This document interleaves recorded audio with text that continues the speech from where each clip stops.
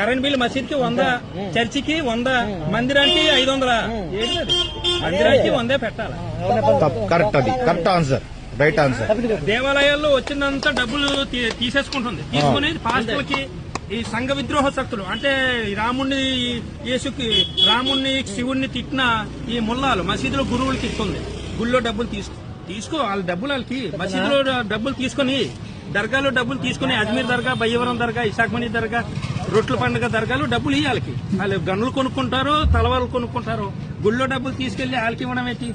ఆడు దేవుడి ప్రసాదం తిన్నావు. అల్లాయే ఇంకా ఎవడు లేడు దేవుడు. రాముడా ఆడా పనికిమాలోడు పిల్లల్ని తీసుకొని డబ్బులు ఇస్తాం.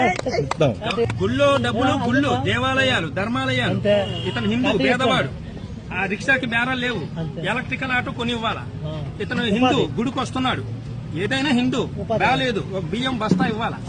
గుళ్ళో డబ్బులు హిందువులకే ఖర్చు పెట్టాలి, ముల్లాలకి పాస్టర్లకి ఇస్తున్నారు. వాళ్ళేటి కోతి సీతమ్మని లంకలు తగిలిస్తాడు. రామాయణం ఈడేమంటాడు? అల్లా కన్నా గొప్ప లేడు. మక్కాలో కూడా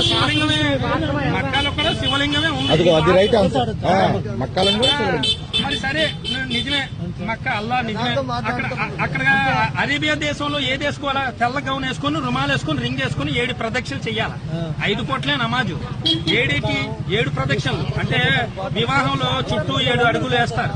వెంకటేశ్వర స్వామి కొండలు 7, సప్త ఋషులు 7, సప్తవారాలు 7 సార్లే శివలింగం చుట్టూ సాయిబులు తిరుగుతారు. మక్కాలోని ఈ పంతులు గారు, గుళ్ళో పంతులు గారు పంచి ఇలా క్రాస్ వేస్తారు. క్రాసు ఆ బట్టలు వేసుకుని 7 సార్లు తిరుగుతారు.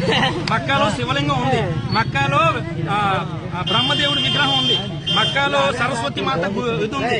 వీళ్ళందరూ హిందువులు వచ్చేస్తారని పక్కన పెట్టేశారు. పక్కన పెడితే బ్రిటిష్ తీసుకెళ్లి లండన్